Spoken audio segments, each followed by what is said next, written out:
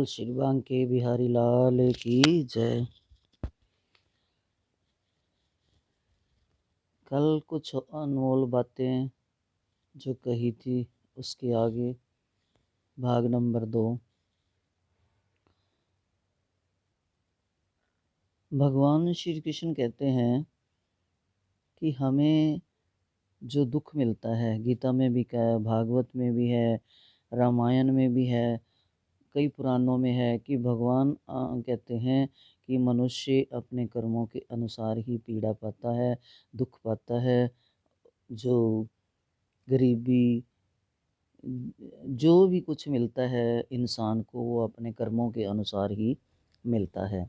श्री कृष्ण कहते हैं कि अपनी पीड़ा के लिए किसी को दोष मत दो, अपने मन को ही समझाइए, क्योंकि आपके हृदय का परिवर्तन ही आपके दुखों का अंत है। विधाता जो कुछ करता है व्यक्ति के कर्म के अनुसार ही करता है। सत्य रास्ते पर चलने वाला कभी निराश नहीं होता। जीवन में दुख सुख ऐसे रुक जाता है, दुख सुख आना ज़रूरी है, क्योंकि उसके कर्मों के अनुसार दुख आता है, सुख जाता है, सुख आता है, दुख जाता है। ये क्रम चलता रहता है। जीवन में दुख सुख का आना ज़रूरी है। ये काल चक्र है जो सदा चलता रहता है। एक दिन में अनेक प्राणी जन्मते हैं, अनेक मरते हैं, क्योंकि ये ही सत्य है और सब असत्य है। इसके बाद लोग डरते हैं कि मौत ना आए। कुछ आए ना आए, पर ये परम सुंदरी जो मृत्यु है ये ज़रूर आएगी। उसको एक दिन आना ही पड़ेगा, जिसको वह अपने जब ये मृत्यु आती है तो ये परम सुंदरी है, ये मोह लेती है, अपने प्रेम में फंसा लेती है, जिसके अघोष में प्राणी को जाना ही पड़ता है। क्योंकि भगवान गीता में भी कहते हैं जिसने जन्म लिया है उसकी मृत्यु अवश्य है। चाहे वो राजा हो, रंक हो, चींटी से लेकर हाथी तक, सब अपने जन्म मृत्यु के चक्कर में बंधे हुए हैं। जब मृत्यु आती है तो अपने प्रेम मोह के पाश में बांध लेती है, वह सब कुछ त्याग देता है। आदमी को उस समय किसी चीज़ से मोह नहीं रहता। वह अपनी आँखों से सब देख रहा होता है कि उसका सब छूट रहा है, सब यहीं रह रहा है, और वो कानों से सुन भी रहा है। जो कोई बात कर रहे हैं, पास में बैठे लोग होते हैं जो बात कर रहे हैं, वो सुन रहा होता है लेकिन बोल नहीं पाता। वो देख रहा होता है कि कौन चले गए, कौन जा रहे हैं, कौन तैयार हैं।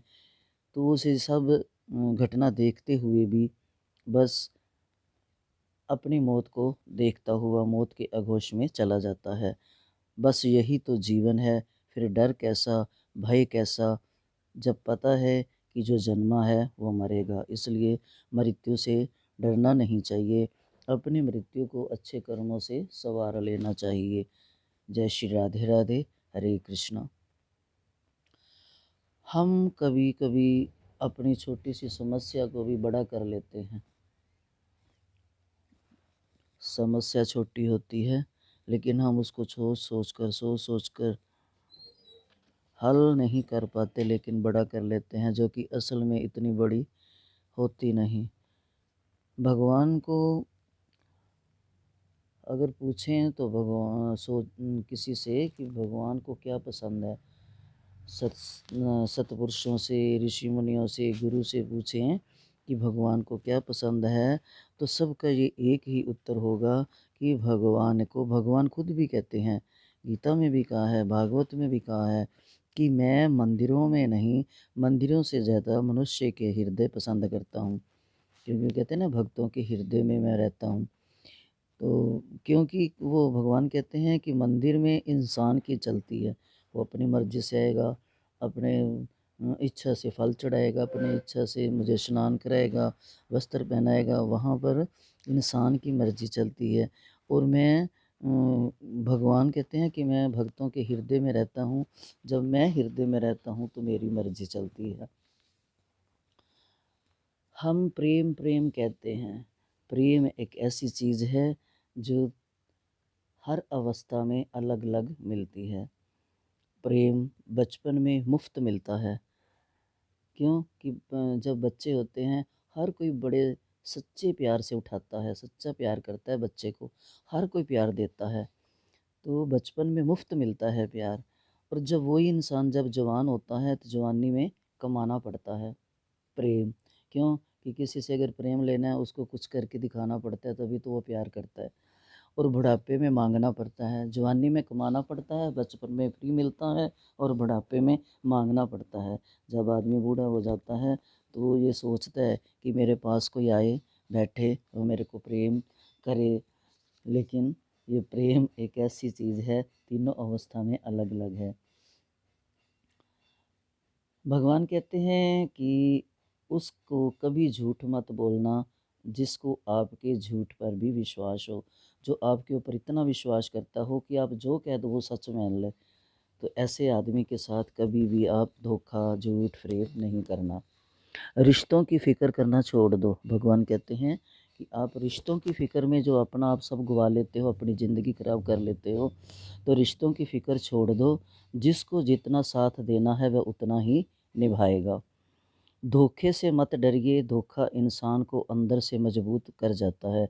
अगर किसी ने हमारे साथ धोखा किया है तो कोई बात नहीं, अगर जब हमारे को समझ आती है तो उसका किया हुआ धोखा हमें कुछ सिखा कर जाता है और हमें मजबूत बनाता है। जीवन में इतना तो सबक मिल गया है कि फ़िक्र में रहेंगे तो खुद जलेंगे, बेफ़िक्र रहेंगे तो दुनिया जलेगी। क्योंकि चिंता कहते हैं ना, चिंता अग्नि के समान है। वो चिता तो एक बार जलाती है लेकिन ये चिंता बार-बार जलाती है।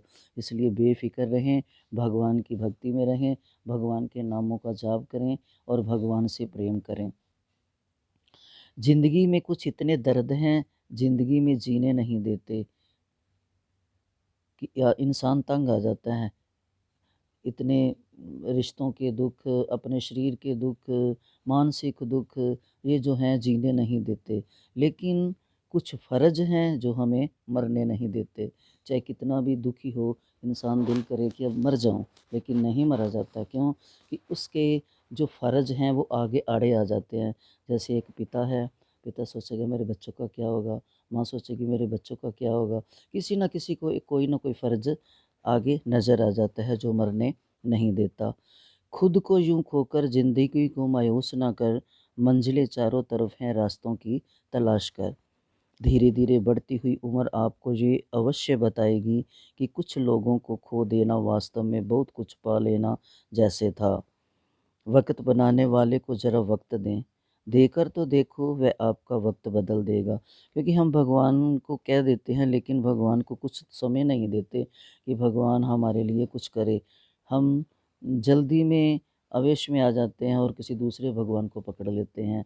नहीं, अगर हमने भगवान के ऊपर श्रद्धा विश्वास की है तो भगवान को कुछ समय दें, उस उनको बताकर अपनी बातें छोड़ दें।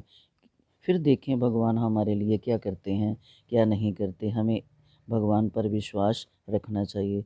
वक़्त बनाने वाले को ज़रा वक़्त देना चाहिए, क्योंकि उन्होंने ही हमारे लिए सब कुछ बनाया है।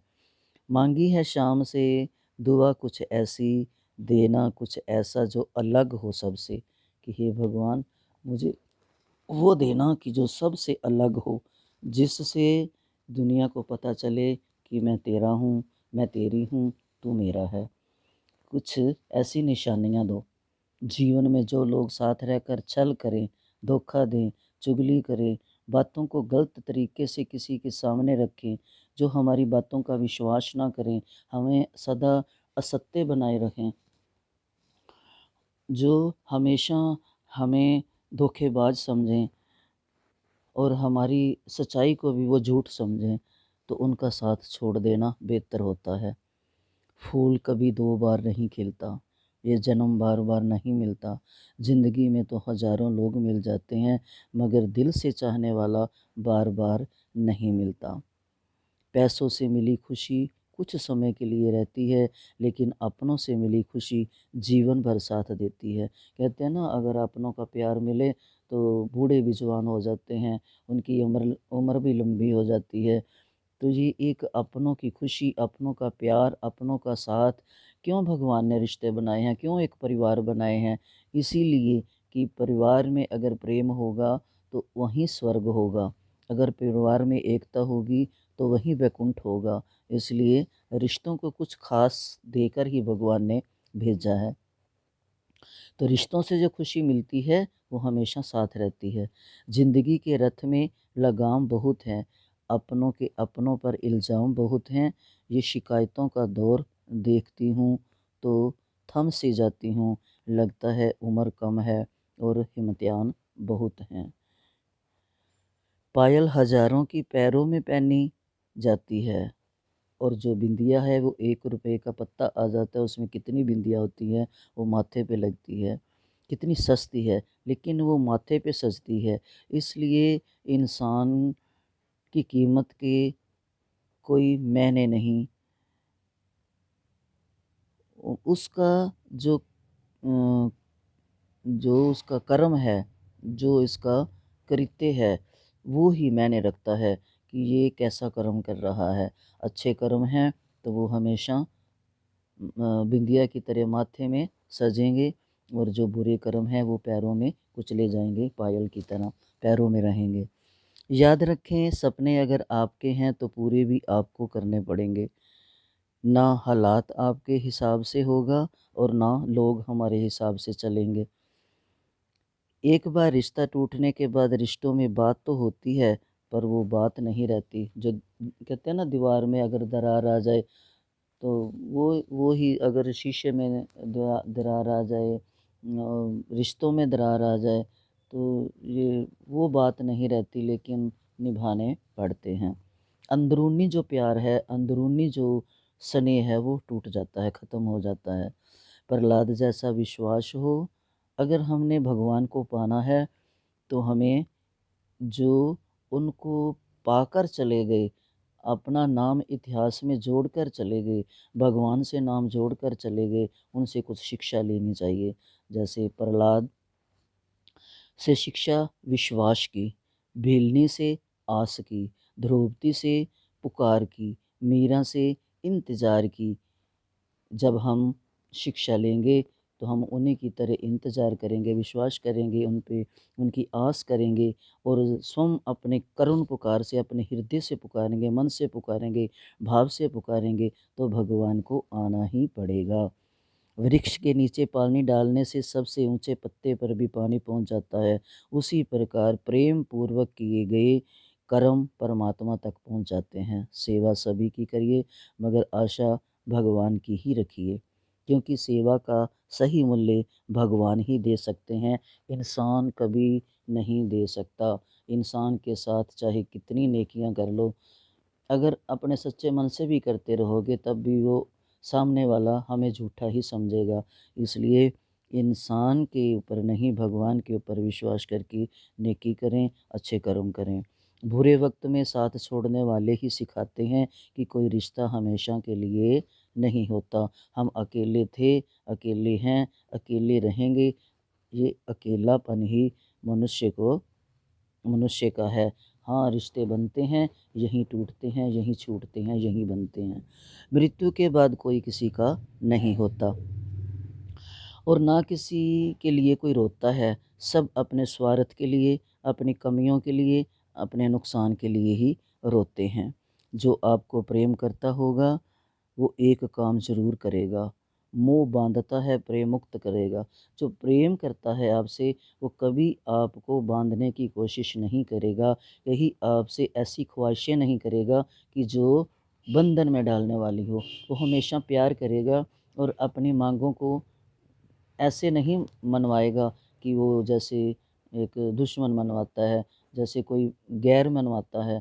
वो सोचेगा नहीं, इसको तकलीफ़ ना हो, मैं इसको ये काम ना बोलूँ, इसको तकलीफ़ ना हो, मैं इससे ये चीज़ ना मांगूँ, हो सकता है ये पूरी ना कर सके, इसका मन दुखे ना। तो प्रेम जो है वो मुक्त करता है, जो मोह है वो बांधता है। मोहब्बत के लिए भगवान भी रो पड़े थे। राधा से कितना प्रेम करते थे, तो जब राधा नहीं मिलती तो भगवान भी रोते थे। राधा राधा पुकारते थे, बरसी बजाते थे, राधा को बुलाते थे। कभी राधा से मिलने के लिए कोई रूप धारण करते थे, कभी कोई रूप धारण करते थे। तो भगवान भी मोहब्बत के लिए रो पड़ते हैं। इंसान तो फिर इंसान है। इंसान हमेशा अपने भाग्य को कोसता है, ये जानते हुए भी भाग्य से ऊंचा उसका कर्म है। जो उसके स्वयं हाथों में है। लेकिन हम भूल जाते हैं, जब हम कर्म करते हैं हम उसका फल ना देखकर मोह में फंसकर भूल जाते हैं कि हम अच्छा कर्म कर रहे हैं या बुरा कर्म कर रहे हैं। भगवान ने गीता में कर्म का बहुत बड़ा प्रभाव किया है। कितने श्लोक कर्मों के ऊपर हैं। कर्म योग अध्याय, तो ये भगवान कर्म पर ही फल देते हैं कि कर्म अच्छा करोगे तो फल अच्छा पाओगे। गीता में श्री कृष्ण भगवान ने कहा कि तू करता वही है जो तू चाहता है, पर होता वही है जो मैं चाहता हूँ। तो चाहे जितनी मर्जी मन्नतें मान ले, जितनी मर्जी प्रार्थना कर ले, जितने मर्जी दिए जला ले, जितने मर्जी व्रत कर ले, तप कर ले, लेकिन मैं तेरी इच्छा वो ही पूर्ण करूँगा जिसमें मेरे को तेरा भला चाहता होगा। मैं तेरी इच्छा पूर्ण करूँगा, तेरी मर्ज़ी से नहीं। इसलिए तू वही कर जो मैं चाहता हूँ, तो फिर वही होगा जो तू चाहता है। अगर तू मेरी इच्छा मेरी गीता के अनुसार, मेरी भागवत के अनुसार, मेरे कहे हुए वचनों के अनुसार चलेगा, तो फिर वही होगा जो तू चाहता है। हर कोई मुझे ज़िंदगी जीने का तरीका बताता है, उन्हें कैसे समझाऊँ कि कुछ ख्वाब अधूरे हैं, वरना जीना मुझे भी आता है। हर कोई एक दूसरे को सलाह दे देता है, ऐसे करो, ऐसे करो, ऐसे करो, लेकिन वो ये नहीं जानता कि सामने वाले के मन में क्या चल रहा है और उसका जो मन है वो कहाँ पर है, ये कोई नहीं जान पाता।